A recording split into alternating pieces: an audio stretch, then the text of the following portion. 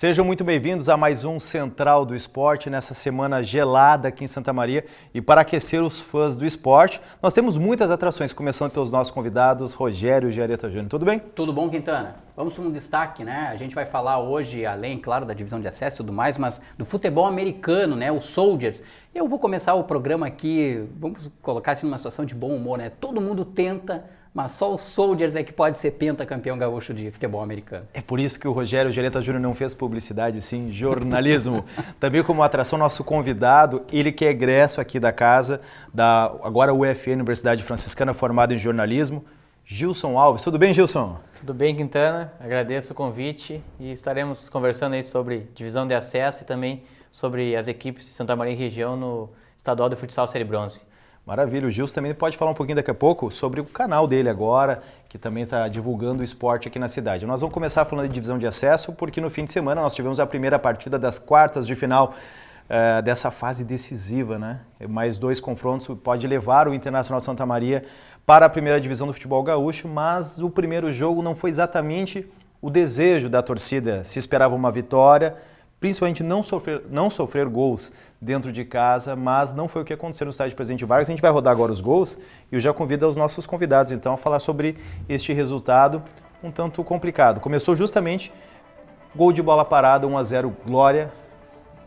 No início do segundo tempo, gol de Nunes. Estava lá, Gilson, no estádio, né? Sim, acompanhando o jogo de ida do mata-mata, quartas de final da divisão de acesso. O primeiro tempo foram poucas chances criadas. O Inter SM teve mais posse de bola, no entanto, o Glória se defendeu bem e não teve tantas oportunidades para que pudessem abrir o placar. Compensação no segundo tempo, logo o Glória fez 1-0. Pude perceber um certo abatimento minutos depois de tomar o gol do Inter SM.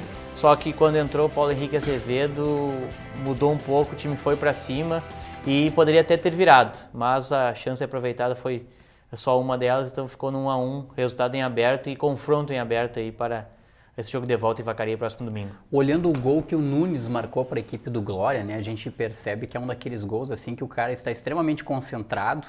Evidentemente que o Glória não veio para brincar no estádio Presidente Vargas, Gilson e Quintana, mas também ele contou com um pouquinho de sorte, né? Porque se a gente observar a disputa de bola que ocorre na área do Inter de Santa Maria, e a bola praticamente chega à pequena área lá, ó, há 4 marcadores do Inter de Santa Maria, 3, ó, e a bola sobra para ele aqui livre, né? E aí ele tem a felicidade de, com o pé direito, chutar no canto e acabar tirando o lance, acabar tirando inclusive do lance o goleiro da equipe do Inter de Santa Maria. Não foi muito diferente o gol do Inter de Santa Maria também, né? Eu não quero ser injusto com o zagueiro do Internacional Santa Maria, mas aquela é a tipo da bola que tem que jogar por linha de fundo, né?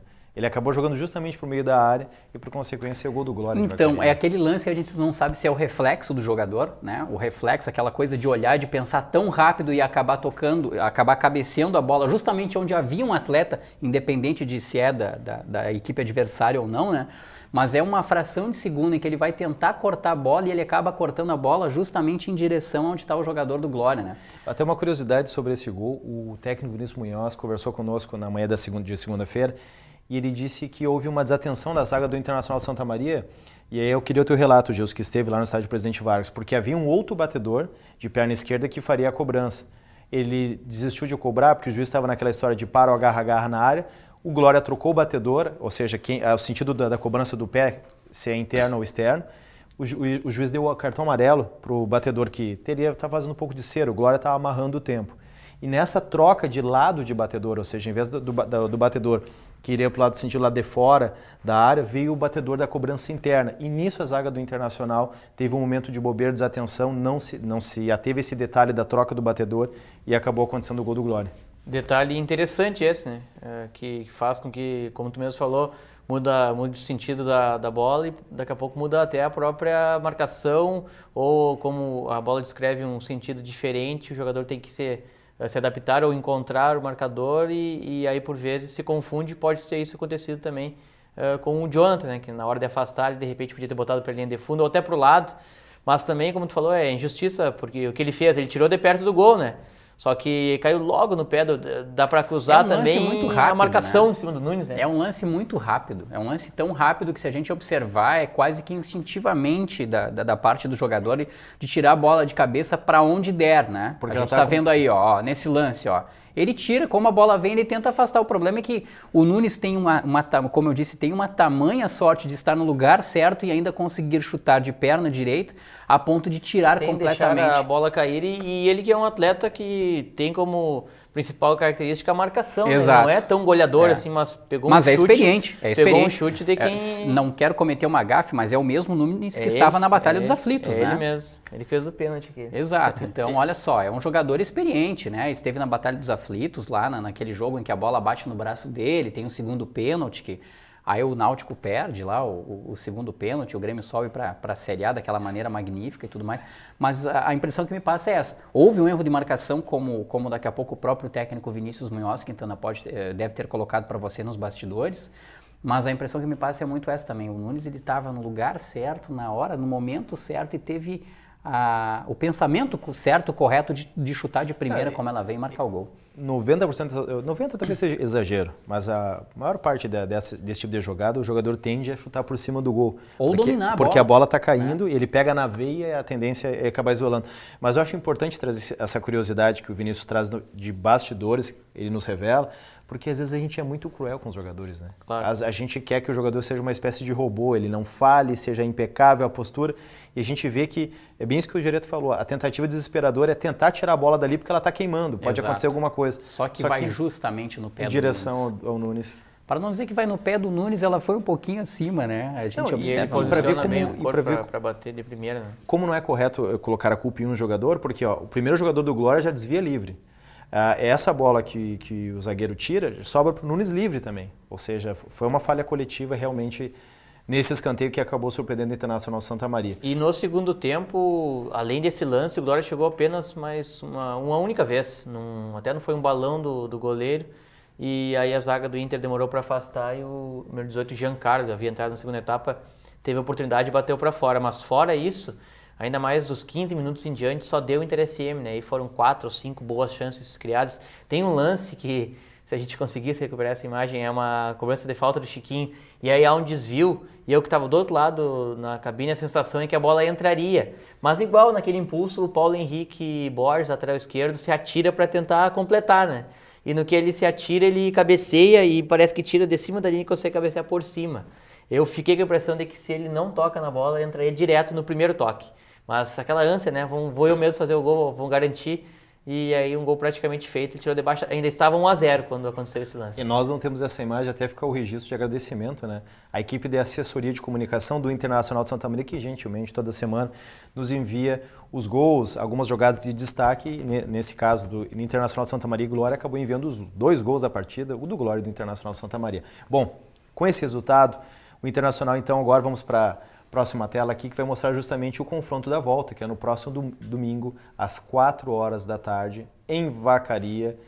Um jogo que promete, onde o Internacional vai atrás no gol, mas em seguida a gente vai mostrar quais são os resultados que interessam o Internacional de Santa Maria. Antes a gente vai ouvir o técnico Vinícius Munhoz, o que ele fala sobre esse confronto, o que acabou não dando certo em relação a essa partida contra o Glória de Vacaria em casa e o que ele espera desse jogo da volta no próximo domingo, às 4 horas da tarde, em Vacaria.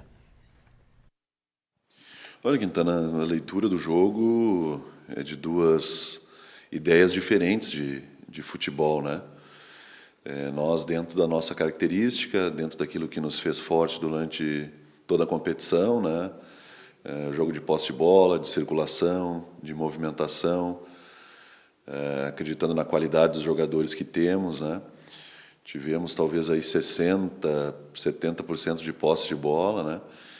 E enfrentamos um adversário, que foi o Glória, dentro da sua ideia também, né? Muito organizado na marcação, muita organização defensiva, por vezes truncando o jogo, né? Parando o jogo, porque entende que com o empate aqui, leva o jogo, né? Para decidir em casa, né? Então, eu vi 2 equipes com ideias diferentes dentro da partida. Porém, o Inter de Santa Maria com muito mais volume de jogo, né? Na minha opinião, acho que o mais justo seria uma vantagem ao Internacional de Santa Maria, no mínimo, por 2-1, né?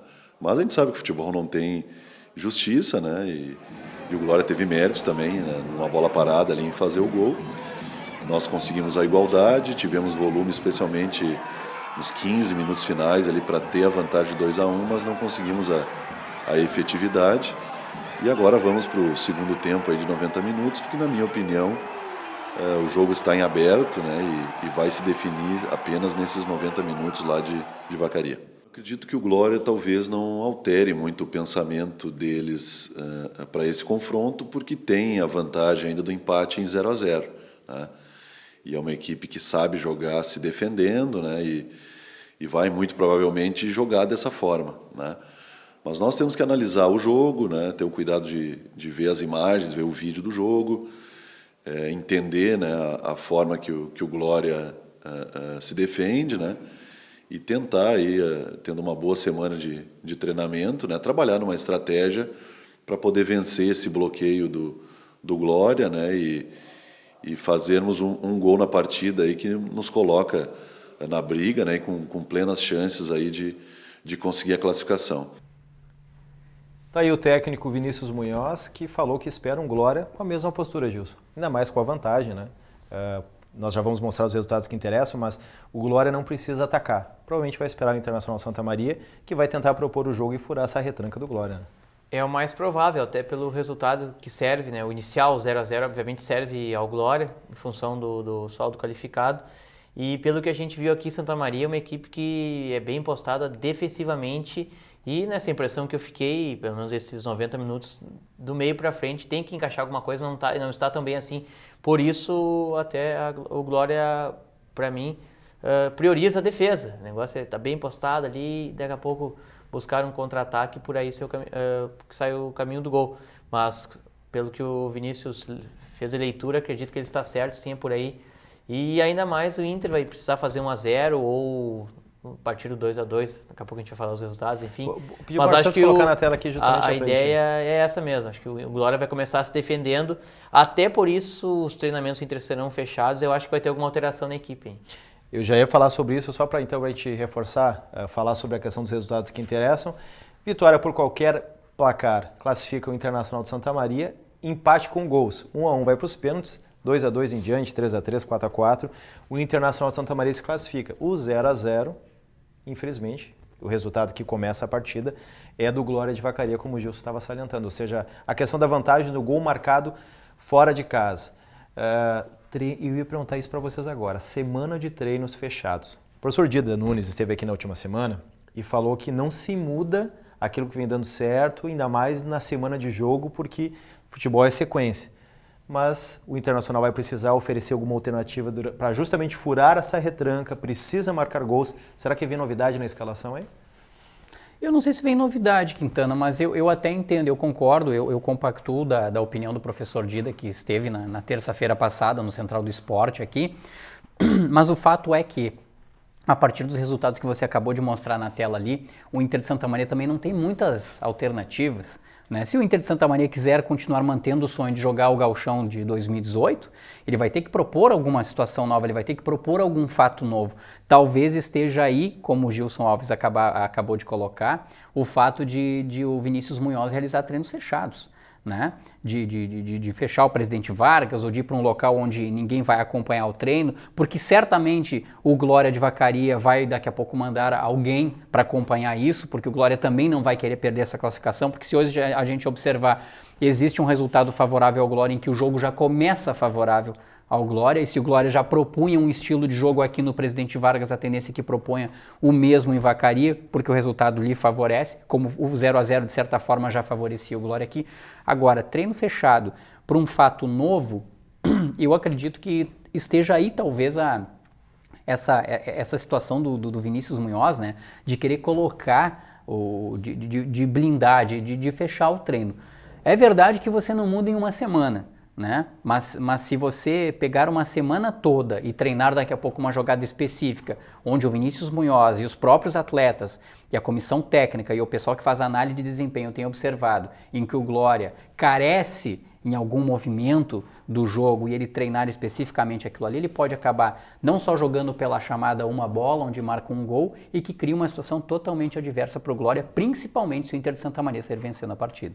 E eu apostaria, Quintana e Jareta, numa única troca. O Jackson, que vem sendo o centroavante, o 9 mesmo, ele é originalmente jogador de velocidade de lado, né? Eu acho que ele vai passar para o lado. O Jardison, que jogou com a número 7, no 4-2-3-1, da linha dos 3 meias, ele é o que cai para a direita. Não foi tão bem nessa partida. Eu acho que o Vinícius vai acabar colocando o Jackson para o lado e vai ter na presença da área, vai apostar na presença de área do Paulo Henrique Azevedo, que é o que fez o gol, o centroavante. O George vai ficar, acho que permanece no banco, vai ser aquela opção para a segunda etapa se preciso.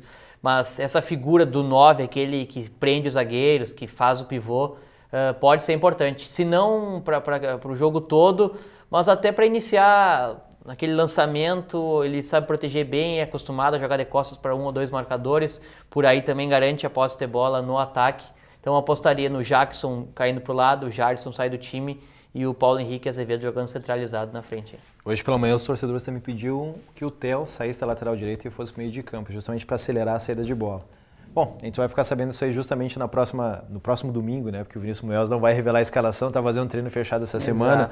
Exato. A gente vai ver agora também os resultados dos demais jogos, alguns surpreendentes, viu? A gente teve na quarta-feira da última semana o Esportivo, foi do Ipiranga que foi na quarta-feira. O Esportivo fez 2-0 no Pelotas, que era um dos favoritos. Esse surpreende pelas campanhas que as equipes apresentaram na primeira fase. O primeiro de um o grupo primeiro contra o último do outro grupo e o último, no caso, o quarto colocado, vencer por 2-0 em casa. Não surpreende pelo trabalho que o Christian de Souza faz. Aliás, reitero aqui, já tinha falado no programa anterior, o Christian de Souza tem um jogo semelhante ao do Vinícius Munhoz. Trabalharam juntos. Inclusive, a gente pode ver isso na próxima fase. Se tanto o Esportivo quanto o Inter de Santa Maria passarem, evidentemente.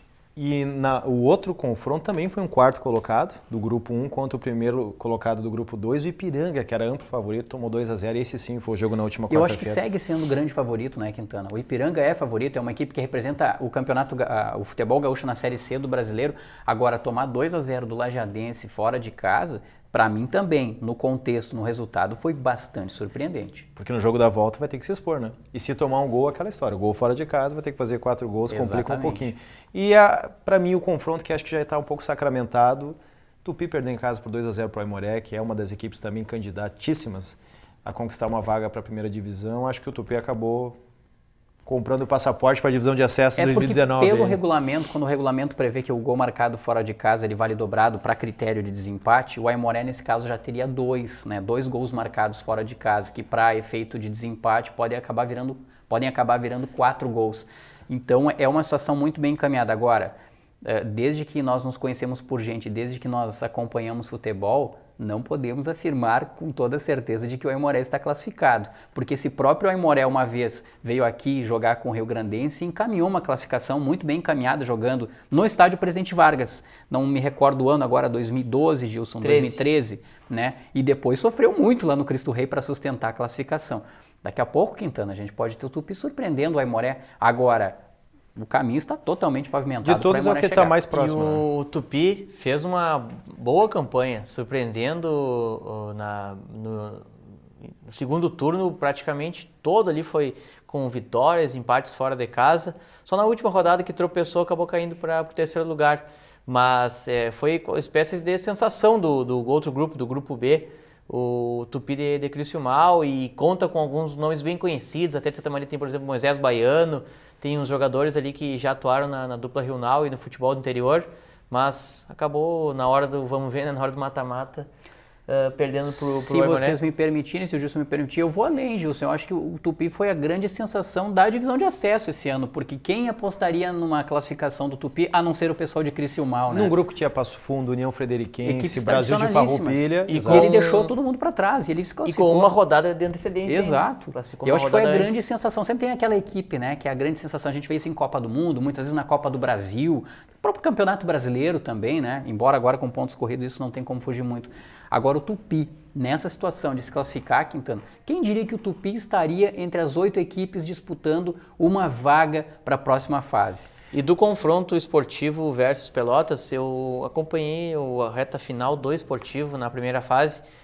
Começou meio mal, só que na reta final também foram vitórias e empates fora de casa. O esportivo parece que cresceu na hora certa. É a partir da troca de comando, né? O Christian de Souza chegou, Exato. trocou o comando. Então até não me surpreende tanto ali, porque o Pelotas, eu vi o Pelotas jogar contra o Inter SM, perdeu 3-0 e olha, poderia ter sido mais. Pelotas até, claro que a gente não acompanha o dia a dia do Pelotas, mas pelo jogo que eu vi, pelos 90 minutos que eu vi, eu não consegui entender como é que o Pelotas foi líder da chave. Claro que alguém da Pelotas vai estar assistindo, mas tu não sabe, tudo bem. Mas vi aqui, perdeu 3-0 pro Inter ao natural, não esboçou reação, não achei uma equipe tão forte assim, para mim não foi à toa que perdeu pro Esportivo. Eu vou pedir pro Marcos colocar a próxima tela justamente para a gente saber a questão dos próximos confrontos, mas, bom, os próximos jogos então desses times, então, Ipiranga enfrenta o Lajadense já na quarta-feira. Temos a primeira definição de quem vai para a semifinal. Nesta próxima quarta-feira, exatamente. Né? No caso, Perfeito. O vulgo amanhã, né? Ipiranga e Lajadense às 8 horas da noite no estádio Colosso da Lagoa. Esse jogo vai ser bastante interessante de acompanhar. E nos outros jogos, domingo, mesmo horário do jogo do Internacional de Santa Maria, às 4 horas da tarde, Pelotas Esportivo, Aimoré e Tupi. E eu vou pedir para o Márcio agora sim rodar essa última tela da divisão de acesso para mostrar os confrontos. Como que seria essa sequência, então, que a gente estava falando justamente das possibilidades de confronto na próxima fase. Quem vencer de Internacional de Santa Maria e Glória enfrenta o vencedor de Esportivo e Pelotas. Poderemos ter o confronto entre os amigos Vinícius Munhoz e Christian de Souza. Christian de Souza, né? Tupi e Aimoré enfrenta o ganhador de Lajadense e Ipiranga de Erechim. E atenção torcedor, né? O pessoal tem que ficar atento. Mas o Inter de Santa Maria se classificou numa posição melhor que a do Esportivo. Se pegar o Esportivo, o segundo jogo é em Santa Maria. Isso, claro, o Inter de Santa Maria passando pelo Glória. Neste momento, não. Porque o Esportivo já tem uma pontuação superior à equipe do Inter de Santa Maria, né? E se o Esportivo, por exemplo, passar, se não estou enganado, a tabela pode me trair, se o Esportivo passar com um empate sobre o Pelotas, o Esportivo enfrenta, no caso da equipe do Inter de Santa Maria, com o segundo jogo em Bento Gonçalves. Mesmo com a vitória do Internacional de Santa Maria em Vacaria. Mesmo com o Inter de Santa Maria vencendo. No caso, para que o Inter possa decidir em casa, teria que vencer o Glória.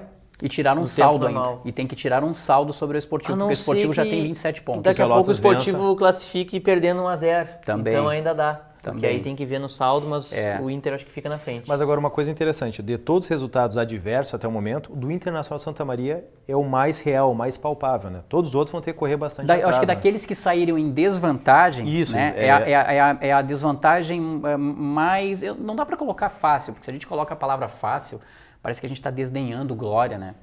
É a desvantagem que mais pode ser superada, mais pode ser revertida, vamos colocar assim. E acredito eu também, olhando os 4 confrontos, até pela história dos times, a história recente, seria o mais parelho. Interesse e Glória dos 4 confrontos aí. Bom, para a gente encerrar esse primeiro bloco, Gilson, já vou começar contigo, acabei te cortando, então vamos contigo agora. Quem passa em cada confronto aqui? Quais serão as semifinais da divisão de acesso 2018? Olha, vale um pouco de torcida também, né? Claro. Inter SM contra o Glória. Esportivo, eu acho que abriu esses 2-0. Dificilmente o Pelotas vai buscar, mesmo jogando em casa. Então seria uma aposta aí Inter SM Esportivo.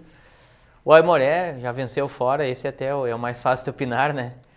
E o Lajadense e Ipiranga, apesar de toda a qualidade do Ipiranga, eu acho que 2-0 é difícil buscar. Daqui a pouco vence por 3-1, passa ainda o Lajadense, tem o saldo qualificado. Acredito no Lajadense. Gereta. Olha, Quintana, naquele confronto Inter de Santa Maria e Glória, eu vou opinar 2 vezes. Tem a emoção e tem a razão, né? Na emoção eu digo que o Inter de Santa Maria passa. Agora, na razão eu vejo o Glória numa posição bem tranquila, não digo tranquila, mas ele é muito mais próximo da classificação, até pelos resultados. Se a gente observar, o Glória só tomou gol em casa em 3 situações e só perdeu uma partida em casa justamente por Ipiranga, que é o grande favorito. Então eu vejo uma dificuldade muito grande dentro da questão da razão. O confronto Esportivo e Pelotas, eu acredito que o Esportivo vai eliminar o Pelotas. Posso me enganar a partir da segunda-feira, mas acredito que dá Esportivo. Tupi e Aimoré, futebol é sempre uma caixinha de surpresas, já dizia um poeta, mas eu acredito na classificação do Aimoré. E eu vou discordar um pouquinho do Gilson Alves, eu acho que o Ipiranga passa sim do Lajadense. Mesmo que o Lajadense daqui a pouco marque gol, eu acho que o Ipiranga poupou jogadores, né, pela Série C do Brasileiro contra o Tombense, se não estou enganado, no fim de semana, jogou em casa e vai com força máxima para enfrentar o Lajadense. Eu acho que o Ipiranga consegue reverter essa desvantagem, ou vencendo 2-0 e levando para os pênaltis, por exemplo. E é claro que eu opinei com um pouco de torcida aí para o Inter SM, mas converso com alguns amigos, aqueles que acompanham mais Liga dos Campeões da Europa ou mais futebol europeu, futebol inglês. Ah, mas lá acontece diferente. Mas é que lá é outra realidade. Na divisão de acesso, o fator casa é importantíssimo. Ele interfere muito. É diferente. Né? Pode procurar, vai ficar mais de hora pesquisando um confronto, por exemplo, Tupi e Aimoré. O Aimoré ganhou fora 2-0, não tem reversão, não é que nem Roma contra o Barcelona, é diferente, não dá para comparar. Não há uma reversão assim daquele que foi fora de casa, já em desvantagem, fazer 3-4-0. Isso, olha, tem 1% de chance de acontecer, se for pegar as estatísticas. Né? Em questão de estatística, ainda só para encerrar esse bloco, então, Internacional Santa Maria e Glória de Vacaria, é bom lembrar, Gereta, que o Internacional só teve um jogo fora de casa que ele não fez gol. E foi justamente contra o Pelotas, o primeiro jogo do segundo turno. É uma estatística positiva também. Interessante, exato. Até pela forma que o Internacional joga. De todos os adversários, eu acredito, minha opinião rapidinho, o Internacional Santa Maria classifica, também a torcida, mas também acredito pela questão de estatística, o futebol, hoje o Internacional estaria melhor que o Glória. Esportivo, Aimoré, e aí também fala o Coração e Ipiranga.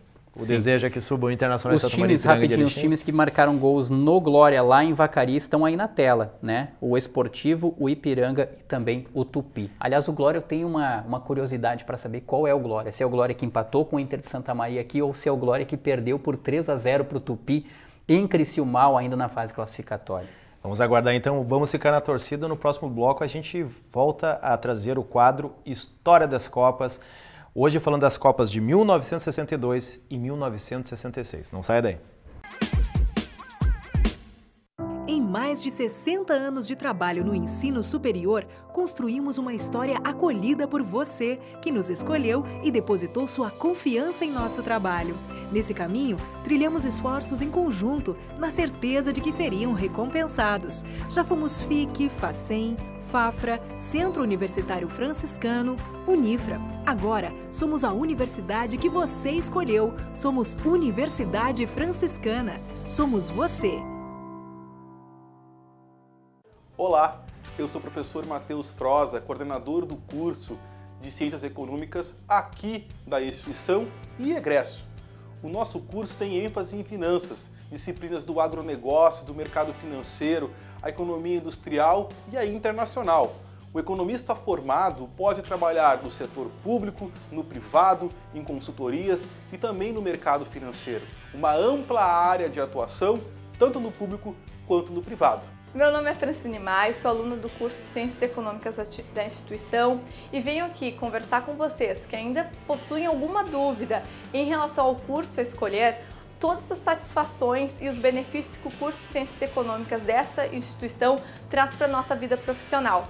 Desde o primeiro semestre que eu iniciei nessa graduação, eu tive a oportunidade de participar de projetos de pesquisa, tendo possibilidade de, a partir da graduação, continuar uma pós-graduação, um mestrado, um doutorado, sendo que todas essas minhas participações na pesquisa foram com bolsa, então a minha pesquisa foi remunerada. Assim também, desde o primeiro semestre, eu tive acesso ao mercado de trabalho, sendo que fiz estágio remunerado.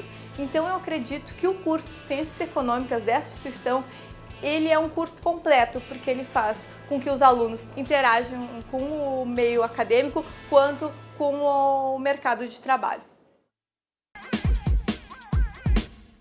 Voltamos com o Central do Esporte, agora trazendo um quadro para lá de especial. Você que está acompanhando o Central do Esporte nas últimas edições, vem acompanhando o História das Copas. Hoje a gente mostra para você justamente o que aconteceu de diferente, tanto no aspecto econômico, histórico, também futebolístico em 62 e também em 1966.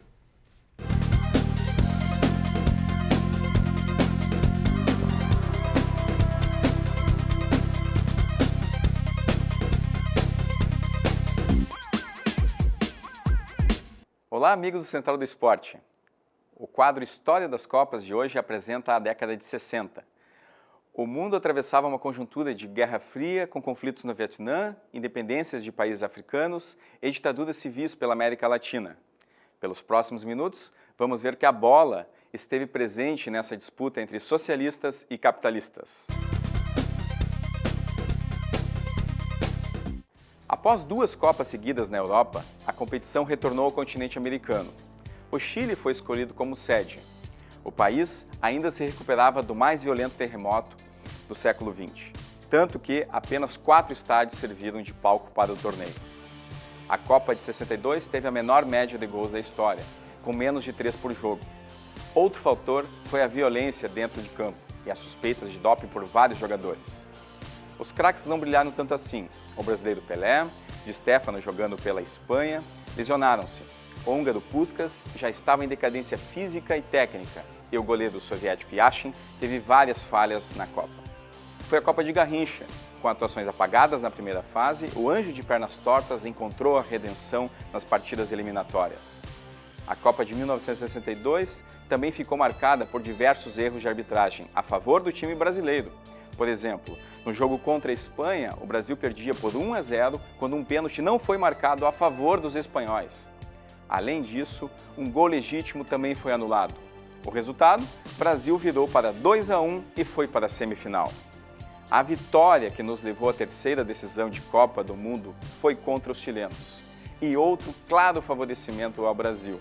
Garrincha, expulso na semifinal contra os anfitriões, fora absolvido e conseguiu jogar a decisão. Você vai pensar, como assim? Uma jogada de bastidores envolvendo políticos brasileiros fez com que ele não cumprisse a suspensão pelo cartão vermelho. Meus amigos, coisas do futebol dos anos 60. Aqui no Brasil, a situação política era muito delicada. Greves frequentes, diversas manifestações sociais, aumento da inflação brasileira, problemas envolvendo a conjuntura de Cuba, de Fidel Castro e os embates da Guerra Fria. A própria situação política de garantia democrática do presidente João Goulart estava em foco. Ainda assim, o futebol foi utilizado como válvula de escape em busca do bicampeonato mundial, 4 anos depois da conquista na Suécia. A base da seleção foi a mesma que jogou a final em Estocolmo, sendo que, na final, em Santiago do Chile, houve apenas 3 mudanças, sendo uma delas a substituição de Pelé por Amarildo. A final da Copa de 1962 foi entre Brasil e Tchecoslováquia. Por 3-1, de virada, com gols de Amarildo, Zito e Vavá, conquistamos o bicampeonato. Uma vitória da nação, como definiu João Goulart. Brasil bicampeão, Tchecoslováquia vice, os anfitriões chilenos em terceiro e a Iugoslávia em 4º lugar foram as primeiras colocadas da Copa de 1962.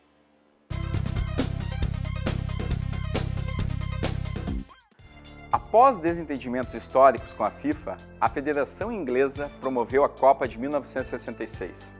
O país, berço do futebol, que comemorava o centenário da criação da Federação Inglesa e onde foram definidas as primeiras regras em 1863, havia tido participações discretas nas edições anteriores e queria mudar a imagem negativa em campo. A conjuntura mundial de Guerra Fria se acirrava. Muitos países latino-americanos já enfrentavam ditaduras civis militares, caso do Brasil, por exemplo. No plano mundial, as lutas na África e os conflitos no Vietnã ganharam contornos mais violentos, com a participação dos Estados Unidos. No campo, uma das surpresas foi exatamente um país asiático, a Coreia do Norte. A equipe eliminou o Chile e a Itália na fase de grupos e, após estar vencendo a seleção portuguesa por 3-0 nas quartas de final, viu os lusitanos virarem a partida para 5-3, com 4 gols de Eusébio, apelidado pelos ingleses como The King, o rei na tradução portuguesa. Os portugueses, aliás, foram responsáveis também pela nossa eliminação. Atual bicampeão, o Brasil terminou a Copa em 11º, sendo eliminado na primeira fase. Pelé, lesionado mais uma vez no torneio, enfraqueceu a seleção brasileira, que foi acusada de ser soberba e desorganizada na Copa de 66. A edição do torneio ficou conhecida como a Copa do Mundo da Violência, tanto que houve uma série de discussões pós-Copa. As medidas disciplinares e regras foram reelaboradas, justamente porque, durante o torneio, as arbitragens foram muito criticadas. Os donos da casa, os ingleses, jogaram todas as partidas no magnífico estádio de Wembley.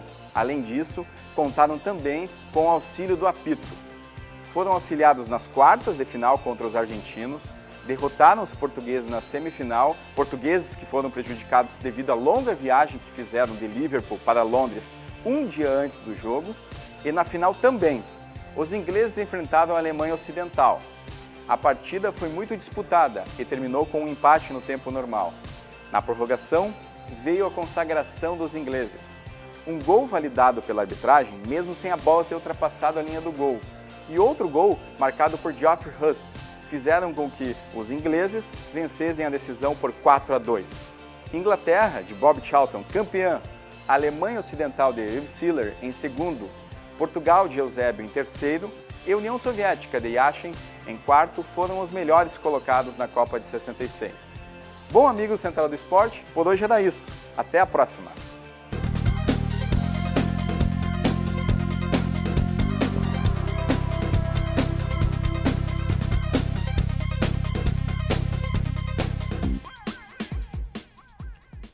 Desde aquela época, polêmicas de arbitragem, hein, Gereta? A dúvida, e a Alemanha e a Inglaterra brigam até hoje, né, sobre aquela bola ali na prorrogação. Pra mim, aquela bola ali não entrou. Olha, como diz a regra, que ela tem que entrar totalmente, dá bem pra ver que ela quica, uma parte dela está dentro do gol, mas outra parte está fora. Como o Jareto falava em off, aí parece que foi uma Copa, entre aspas, ajeitada, né, e tanto que foi a única que a Inglaterra ganhou, né, no mais... Portugal foi prejudicado no confronto direto com a Inglaterra, depois a Alemanha. Aliás, na última semana, até a gente tem que repercutir um pouquinho. Eu brinquei com o professor Macari, que estava na gravação dos programas da Copa de 90 e 94, em relação à Copa de 98, onde não foi o Blatter negou essa informação. O Platini, o ex-jogador da seleção francesa, disse que houve uma espécie de arranjo para o Brasil e a França, um acordo para o Brasil e a França se enfrentarem na final da Copa de 98. São naquelas histórias que a gente vai saber daqui a algumas décadas, né? O que de fato aconteceu. Lendas, né? Agora, a Copa de 66, muita gente fala que a Inglaterra foi extremamente beneficiada. O próprio professor Alexandre Macari já contou na história aí, né? Sobre os benefícios e tudo mais. Foi uma Copa em que o Pelé foi violentamente caçado e o Brasil perdeu o Pelé. O Brasil, inclusive, foi eliminado na primeira fase. Eu ia dizer, foi um dos maiores vexames do Brasil. O Brasil era amplamente favorito, atualmente, na época era bicampeão, foi eliminado na primeira fase. Foi eliminado na primeira fase, mas num jogo, por exemplo, contra Portugal, em que o Pelé foi extremamente caçado e tudo mais. Portugal também foi prejudicado nos jogos de mata-mata.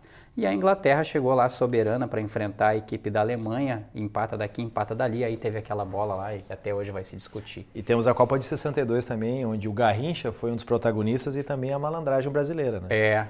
Um lance do Djalma Santos, é isso? Se eu não me engano é ele. Que ele sai para fora da área ali e acho evita, que é Newton né? Santos, não é? Ou Newton Santos. Newton Santos. Seria o Newton Santos que malandramente sai para fora da área, o juiz marca contra o Chile, o que seria um pênalti a favor do time dele. São lances que hoje provavelmente mudariam a história, né? Com toda a tecnologia. A expressão contra o Chile ficou até hoje, assim, contra o Chile, cara, é bastante usada, né, no futebol. Quando se joga contra o Chile, por causa disso até hoje. É verdade. Tem bem isso. Bom, de Copa do Mundo, por hoje a gente fica por aqui, porque no próximo bloco a gente vai abordar então o futsal Série Bronze aqui do estado e também o Santa Maria Soldiers, que estreia no Campeonato Gaúcho de Futebol Americano. Não sai daí.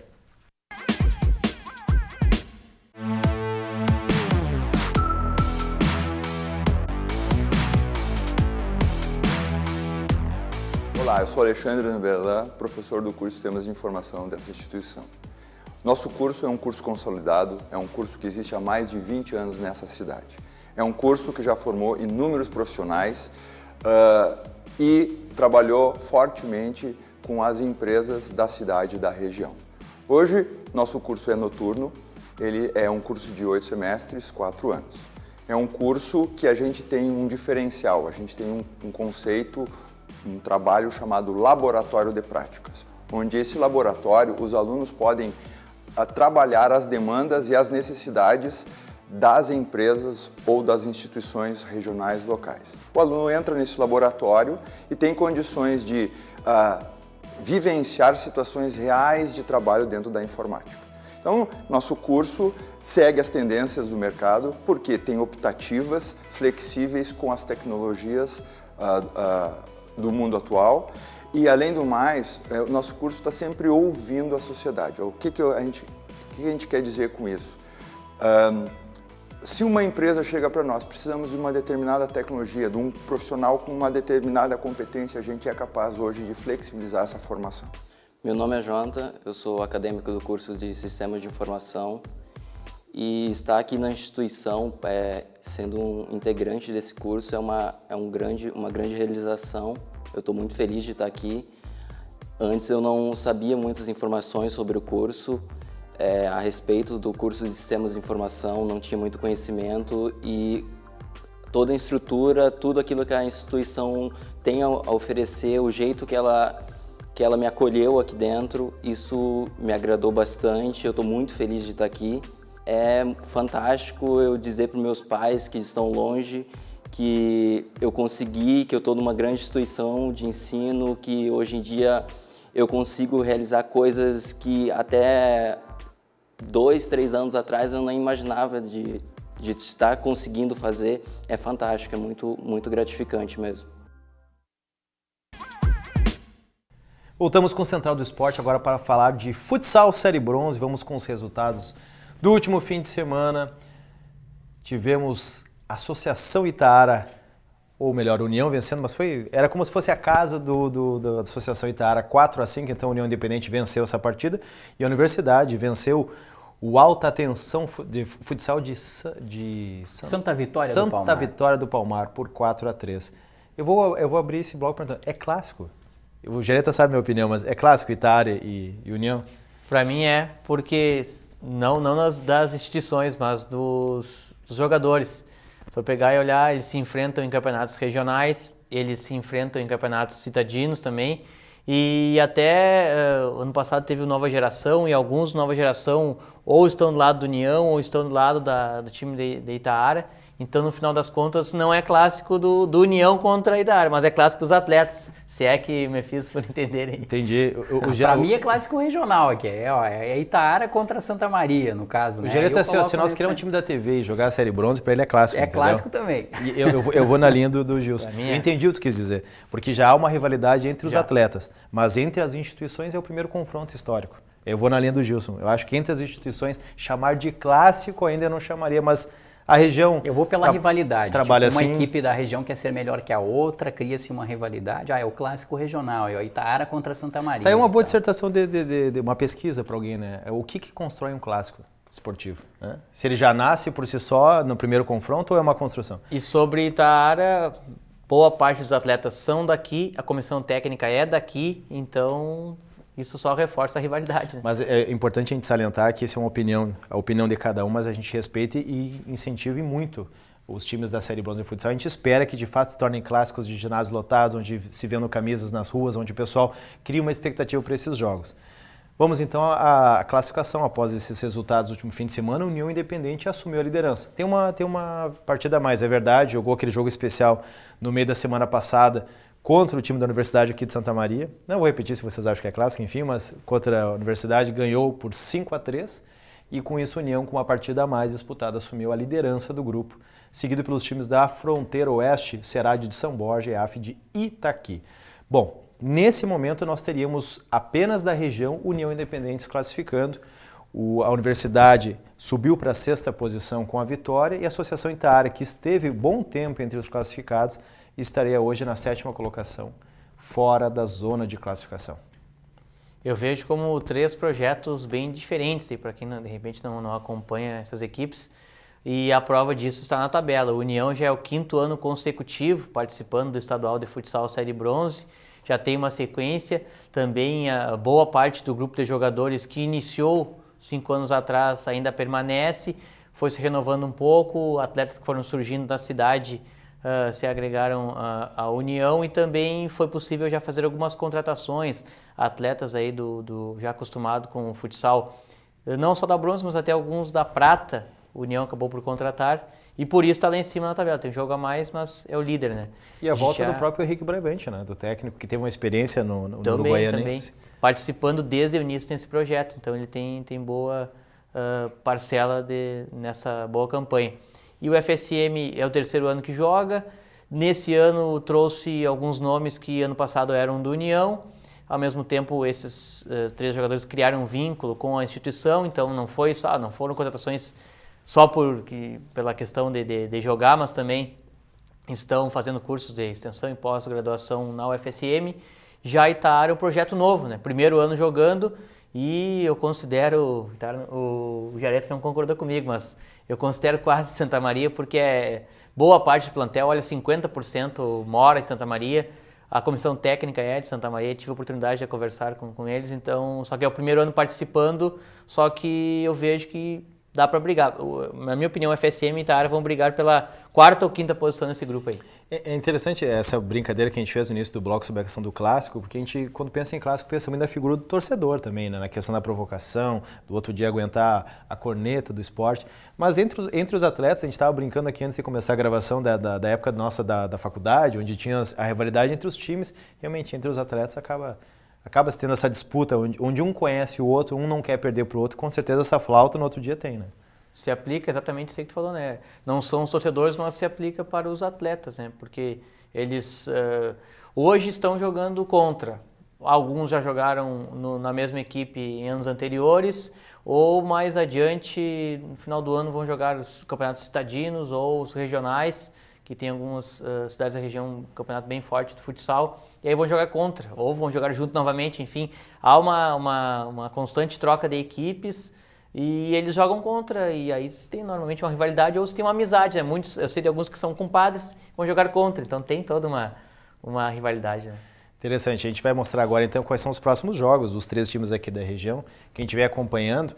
União Independente pega o Figueira de Tupã-Seretã em casa, sábado às 8 horas da noite, todos os jogos são sábado às 8 horas da noite.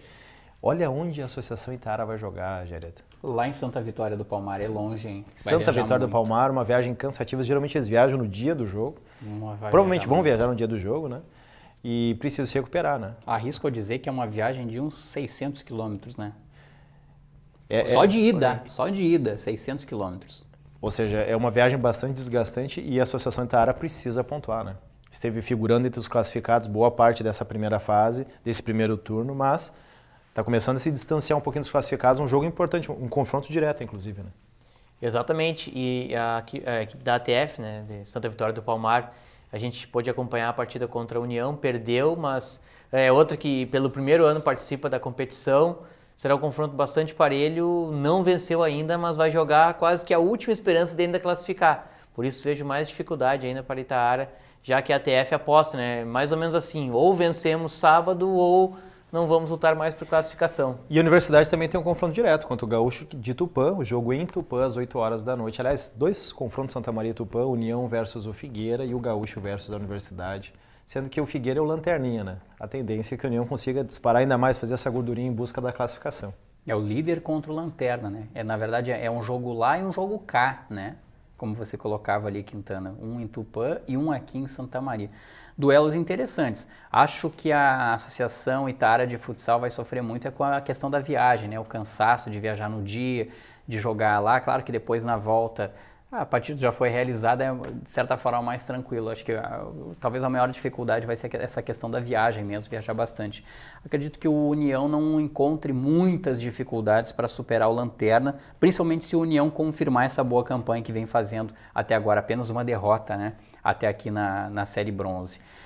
Futsal, ali a equipe da Universidade contra o Gaúcho, eu vejo um confronto um pouquinho mais equilibrado. E é um confronto direto. E aí a gente vai ter que ver quem é quem aí nessa partida aí. Se o Gaúcho ganha, acaba disparando um pouquinho da Universidade. Se a Universidade consegue surpreender fora de casa, passa o Gaúcho entre os classificados. São 2 equipes que estão juntinhas na tabela, ali vai ser palmo a palmo mesmo. Também no sábado, mas um pouquinho mais cedo, às 2 horas da tarde, nós temos a estreia do Santa Maria Soldiers no estadual de futebol americano. O Santa Maria Soldiers que busca o quê, Jareta? Todo mundo tenta? Mas só o Soldiers vai buscar esse penta, isso? Agora eu mudei um pouco, né? Slogan Jareta. Agora a gente muda um pouco. Para o Santa Maria Soldiers que vem a cada ano crescendo, fazendo história, já é uma figura no cenário nacional, não mais só estadual. Estreia neste sábado pela o que seria uma espécie de quartas de final. Por isso que a gente colocou assim para o telespectador entender. Santa Maria Soldiers versus Canoas Bulls, aqui no estádio Presidente Vargas às 2 horas da tarde. Eu acho que o Soldiers é favorito. A gente até brinca, né? Que o Soldiers vai em busca do penta, aí que todo mundo tenta, mas só o Soldiers pode ser penta. De fato, é o grande favorito, né, Quintana? É muito difícil alguém hoje bater a equipe do Santa Maria Soldiers. Se a gente tem no Campeonato Gaúcho da primeira divisão, no Gauchão, a dupla Grenal lá, e daqui a pouco um pouquinho a dupla Caju, uma ou outra equipe, o Novo Hamburgo agora despontando, né? Nesses últimos anos aí, e o próprio Brasil de Pelotas que fizeram frente à dupla Grenal, né? A gente tem, eu acho que o Santa Maria Soldiers como uma grande referência no futebol americano aqui no estado e, de certa forma, no sul do Brasil. Então, todo mundo entra já sabendo que o Santa Maria Soldiers é aquela equipe que, pelos prognósticos, pelas campanhas, ele vem confirmando e ele deve chegar à final. É o time a ser batido, né? Sobre essa questão do favoritismo, o que esperar desse jogo, a gente conversou com o técnico do Santa Maria Soldiers, o Gustavo Petter, para falar justamente sobre a expectativa desse jogo, o que o torcedor pode aguardar, esperar para esse confronto às 2 horas da tarde no estádio Presidente Vargas. Esse jogo vai ser um jogo importante, a nossa estreia, né? O nosso time está organizado, a gente fez uma pré-temporada muito boa. Agora, esse nervosismo da estreia, independente do adversário, vai ser sempre bom. A gente teve um jogo fácil contra eles no ano passado, esse ano é um outro jogo. Eles mudaram muito, aumentaram o número de jogadas, ficou bem mais complexo o time deles e a gente tem que respeitar isso. Obviamente que jogamos em casa, nossa torcida nos apoiando, né, que a gente conta com eles. É um fator que vai pesar no jogo, mas vai ser um jogo bem diferente do ano passado. O que o torcedor pode esperar dessa partida? Porque às vezes o torcedor fica na expectativa, né? De uma goleada, de um placar mais elástico, está com saudade do time. O que ele pode esperar para essa partida no próximo sábado? A gente vem com uma estrutura de jogo totalmente diferente, então o torcedor vai observar um Soldiers diferente. O placar vai ser consequência do nosso novo estilo de jogo. Um convite para o torcedor, então, para ver então essa estreia do Santa Maria Soldiers no próximo sábado, a partir das 2 horas da tarde, novamente no estádio Presidente Vargas, a casa também do Santa Maria Soldiers, né?